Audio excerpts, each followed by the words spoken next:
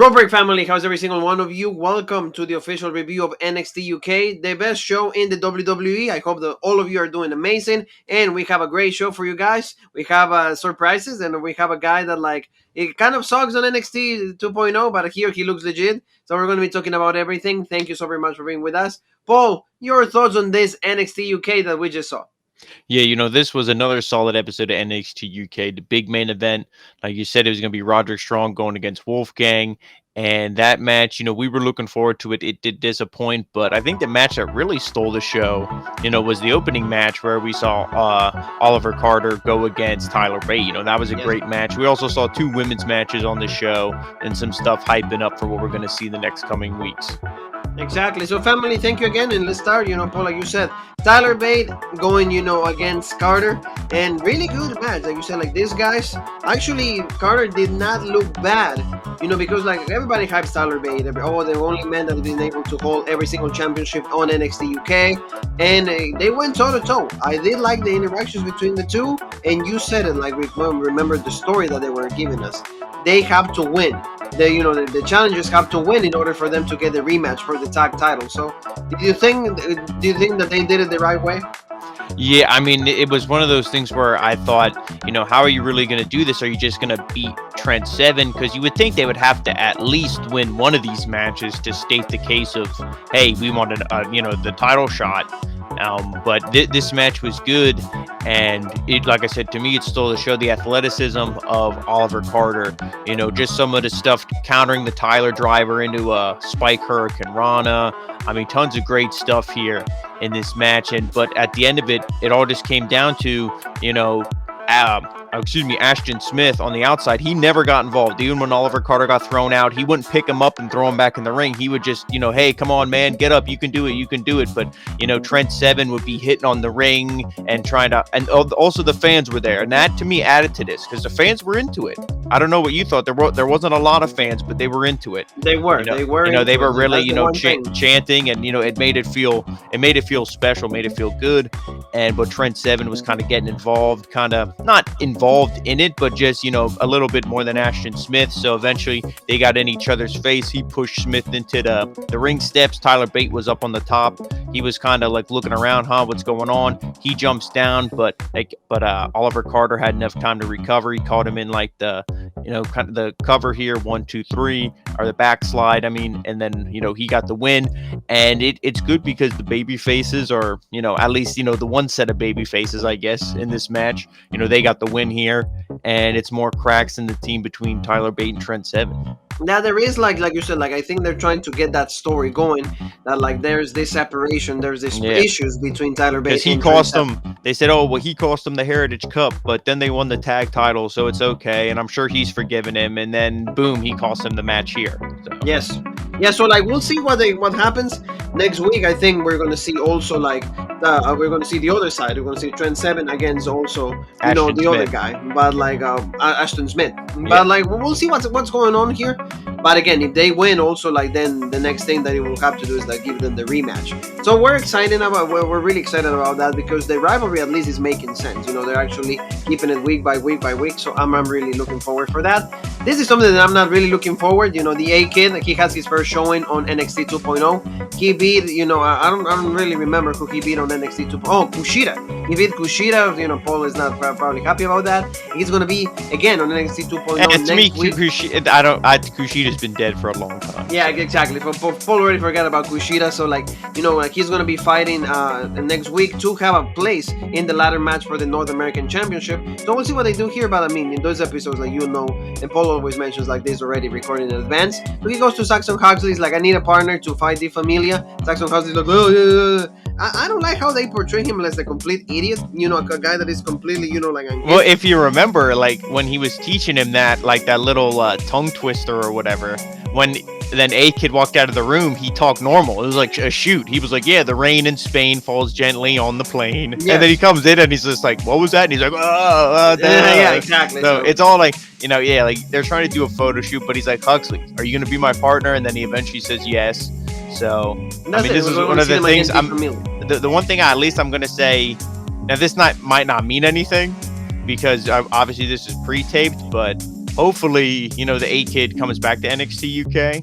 They keep showing stuff here, and hopefully it means, he's going to come back. But I don't know. Maybe if he wins the North American Championship, maybe he'll be over there for a while. So, yeah, like you said, to me, I'm thinking like his future is more like in the United States rather than NXT UK. But we'll see what they do. I mean, I think that the Familia needs that victory. Well, is he going to be? Is he in WWE 2K22? Is he going to be one of the DLC? Yes, the A Kid. Well, then you know what? Then he probably is going to be put more over. Like bound to be here in the United States. You're absolutely right, Paul. So let's go talk about like the promo from this guy. He came back, right? He wanted revenge from Eddie Dennis for like Symbiosis. Like he said, like this last year he went through hell, misery, suffering, all of those things because especially of Eddie Dennis. So what do you think of the intensity right here? I mean, yeah, it's good, but what did we say a couple weeks ago? Okay, this is the last shot for Symbiosis. How many times can they cut this promo? And, they look menacing and you want to believe them, but then when they're in the ring, they get beat. And it's like, oh, okay. And then we saw them, they had a win last week or whatever it was. And then Boar comes out and it's 3-on-1. And I'm thinking, oh, they're just going to kick the shit out of this guy. But he chases them all off and he's shorter and, than all three of them. Yes. So it is really unbelievable. I mean, good intensity, but the feud itself is just unbelievable. And one especially guy can beat up this three. Also, Paul. Eddie Dennis like goes in to Sid Scala's office, and Sid Scala says that like Boar wanted a match with Eddie Dennis. He's like, these days I'm more like a manager than a wrestler. He's like, I don't really need to do that. So how about he fights T-Bone? And he's like, So like we'll see. Well, the feud, like you said, is not as good as it could be because again, Symbiosis needs to be like the forefronter. Needs to be the guys that like actually we start believing that they have an effect on people. And it's not and it's not like an Undertaker feuding against Kai and Tai. You know what I mean? Yes. Or it's a tiny guy going against three guys that are all, bigger than he is. So exactly. So I don't know how they could do this like to work. I mean, there's like a feud in between. I think that's what they're probably going to have it. But let's move on, Paul, to like the next one. And this is like Nina Samuels going against Emilia McKenzie. We know that this match was just like to get Emilia over. Also, they keep talking about how like she's the apprentice of Meiko Satomura, like how she's getting better thanks to Meiko. All of that. Nina Samuels has the talk show. That's why they did the match. Pretty simple. Emilia McKenzie dominated for most of it. Then you see a little bit of Nina, and then she misses a moonsault, and Emilia, takes advantage of that, and she delivers the spear 1, 2, 3, and Emilia gets the win. Like you said, I mean, Emilia needs like an opportunity for like the championship because I feel that like without that, there's not really anything else for her to do. But I mean, a win is a win. Yeah, and the one thing we've been seeing recently with Amel and then Emilia McKenzie, and then what we're going to see in the next match as well with Aaliyah James, it's like a lot of, babyface are being pushed here, which leads me to think, the women's championship match, which is coming up, maybe that title is going to switch. Yeah. Maybe it is going to go to a heel. Because why else would you be building all these baby faces up? I mean, maybe they don't care if they do babyface match. They might be like, we don't care. Screw the tradition and the things that are actually right in wrestling. We'll just do whatever we want. But I really think that they might be doing the title switch. Because, hey, I mean, you build up Isla Dawn, and we're going to talk about that promo. But, I mean, for this match here, it was good. Nina Samuels, she's at that point right now where she's not credible, because if you give somebody a talk show, even Kevin Owens, like if you give someone a talk show, they lose credibility. The only one that could do it was Roddy, but he did it. When Piper did it, it was for an angle. It all made sense, and it was only 2 seconds, and it wasn't like an every week thing. So I don't know. No, I agree. Yeah. I think that like it's just like so they have something for them to do. That's pretty much what it is. They need them to have something to do. Especially, I mean, Nina has, I guess, like better, promo quirk and stuff like that. But I mean, she always loses also. So it's just like, hey, be there, do your thing, and in the end, you're going to be losing. So that's fine. So let's talk about actually losers, and that's not really a complete loser by Joe Coffey. Remember last week, he lost that Heritage Cup match against Noam Dar, so he remained the champion. So we get to see that now Mark is getting an opportunity for the Heritage Cup. So like you saw a little bit, did you realize, like, were you able to notice that, like, kind of like a little bit of like jealousy, or like, hey, why are you getting the opportunity? It was almost that, like, Joe Coffey just thought himself as like the top guy, because he's the Roman Reigns of the group, because Mark comes in, I got a rematch for the Heritage Cup. He's like, oh, for me. And he's like, no. And he's like, oh, what for Wolfgang? No, it's like for me. And then he's like, oh, okay, like kind of like laughs it off, like yeah, go ahead, man, try it. Because he's like, oh, I found some faults in his game. I think I can beat him and this and that. And Joe Coffey just kind of like blows him off, kind of just like yeah, man, like whatever. But hey, isn't that your brother? Shouldn't you be supporting him? Like, hey, let's go, get him. It's just, he's like, oh yeah, Gallus Boys will still be on top, but you can kind of see that. He's there's a little bit of jealousy. There's a little bit of like, hey, why you and not me getting the rematch? So good. And then we get to see the counterpart, and then you get to see Sha Samuels and also Noam Dar. Noam Dar says the same, like kind of like in the version of the heel, right? He goes, well, Joe Coffey done easy. Now Wolfgang, done easy, and now it's Mark Coffey. Oh, we're gonna make money out of this. So I don't think the title is gonna go anywhere. It will be a big mistake if you put the title on Mark Coffey, just because the guy is just a tag team guy. Nobody knows who the guy is, and there's other people that could actually benefit from being the Heritage Cup champion. To me, Noam Dar is just carrying that championship really nice. So I don't think there's gonna be a title switch. No, and this might even be something where you might do the feud between the brothers. Maybe in this match, maybe Noam Dar gets the first fall. Then you have Mark Coffey get the second fall, and he still has the momentum. I mean, and then he's going to get the third fall, and, he's going to, go up 2-1. He's going to win this thing. And then maybe Joe comes out and, kind of does something. I mean, I'm not saying I want to see that. I would love to see Noam Dar win clean to keep solidifying him, get him over more. But, you might do something like that. But I really think, I don't see Noam Dar losing this. Exactly. I don't really see that either. So, I mean, we'll see what happens. Let's go, Paul. You love to talk about these guys because we got to see the scum of the year, Kenny Williams. And also we got to see our boy, Sam Gradwell. And right there, you made a lot of enemies, Cockroach. So there you go. I like it. There's that feud going on, and I feel that that's going to be a really good match. It's going to main event one of these upcoming shows. Look at that TikTok. Is that because Karrion Kross is going? Now we can do that again. Yes.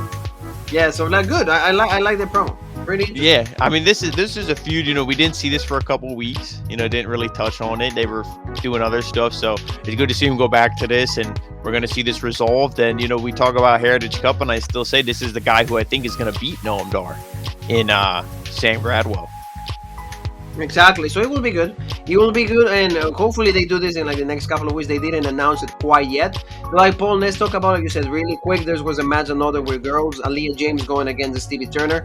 This one's also like it was set up from like last week's. And in this one, I thought that Stevie was going to get the win, just because Stevie, in my eyes, is a little more, we'll say, a better wrestler, and she has more like a gimmick, and she has more like a attitude and a persona. But in this one, actually, James again surprises everybody. That's what she does. That's her talent. Is just surprises the like opponents, and she gets the win over Stevie Turner. So look at the face. And you said there's babyface in Aaliyah, there's babyface also in Amelia, there's babyface in Amel. So like maybe the title will change hands. I agree with you. Yeah, and that's the thing that I mean, like I said, they might just be building other credible opponents up. I know we saw Stevie Turner, before. I think we saw her against Mako. I don't know if it was for the title, but I believe we saw that match. And I mean, you would love to see Protege versus Teacher if we in Amelia McKenzie. But I mean, I don't know, Aaliyah James versus let's say Isla Dawn if she's champion. I mean, I don't know if that's a match I'm going to beat the door down for. The only one really would be Amelia McKenzie, because it's like, hey, you beat my teacher, my trainer, you stole her championship, I want it back. No, yeah, I mean, like you said, I mean, even like I will say Amel maybe with like Isla Dawn will be decent, just because Amel is like. Oh yeah, Amel would be a good one too. It will build up a little better, but I mean this one, like I said, Leah James, like it needs more of a character yet, because he's a little bit like Bailey and Kaylee Ray combined. Not like the Kaylee Day, like that was the champion here, but like the other Kylie Ray. So like this is just something that maybe we should, and we're not that much into it, but that's what we have. But in next week, we're going to see this great version, a renewed version, and a complete dark version of what is Isla Dawn. She took a really good promo about like what Mako Satomura. She said that like they faced each other. Actually, Isla was like Mako's first opponent, and she said like the version that we're going to see from her is completely different. And she's been taking everything from all the girls in the division, and now the last thing that needs to be taken off is like the title from Mako. So good stuff. I really like this. Yeah, and this match, I'm definitely looking forward to it as well, just because it does have that intrigue where you don't really know what they're going to do with the title. Because, we said the plan was Blair Davenport. Now is the plan Isla Dawn, or is the plan Meiko Satomura, for the foreseeable future? So this match is, I'm looking forward to it. Meiko Satomura, I've enjoyed all her championship matches, and I think this is going to be another good one. Yeah. Hopefully, like I said, they give us a good show. Meiko also responded to Isla. So this is going to be great. So Paul, tell me a little bit about the main event, because it was pretty good. And, two guys that maybe are not so familiar with championships. Roderick Strong more so than Wolfgang, but they had a really good showing here. And Roderick Strong, we didn't know really the reason why he was in the NXT UK. Maybe they now that the restrictions when it comes to traveling are way easier, so maybe they're exchanging some guys or something. But the match was pretty enjoyable. See, Roderick Strong was actually bleeding for a little bit, and in the end he beats Wolfgang. And I remember what McGinnis said. He's in the previous promotions that he was he said that he was the regulator, so he will be the gatekeeper. So I like this. It was a pretty good match, and really nice knee right there to get the win. Yeah, I enjoyed this match, and I was thinking maybe give them a little bit longer, because when this match started, they only had 7-8 minutes to wrestle, but they didn't need to go long. They told the story, hey, Wolfgang, his back is still messed up, and even though he's the bigger, stronger guy, he's in there with the Messiah of the backbreaker. So he's gonna, of course, target that weak back. And all it takes is that final flash knee strike, or whatever he calls it, the flash knee strike. Boom, he hits that. And I was thinking after he hit that, he was going to hit a backbreaker on him. I thought maybe it was just the way the knee strike hit or whatever. It looked a little weak to be the finish, but it was what it was. The main point of this was after the match, he looks good. He picks up the mic. He's like, hey, I'm not here for a long time. I'm here for a good time. And there's one thing I want, the big money match. I'm calling him out. Ilja Dragunov, and the crowd popped. The crowd wasn't just sitting on their hands oh, so. As soon as he said Ilja Dragunov, he didn't have to say, I want a title match. He said the name, boom, they popped because they knew what was coming. They're going to get to see this match, and, this is going to be good. We said, who's next for Dragunov? This is a little feud while they book and they figure out, okay, what are we going to do the next? Do the long term, yes. Why they actually figured out the complete path for Ilja Dragunov. Here, right there, is a good match. It's going to be interesting. It's going to be good for everybody. So everybody wants to see Roderick Strong. We all know that Roderick Strong is a great wrestler.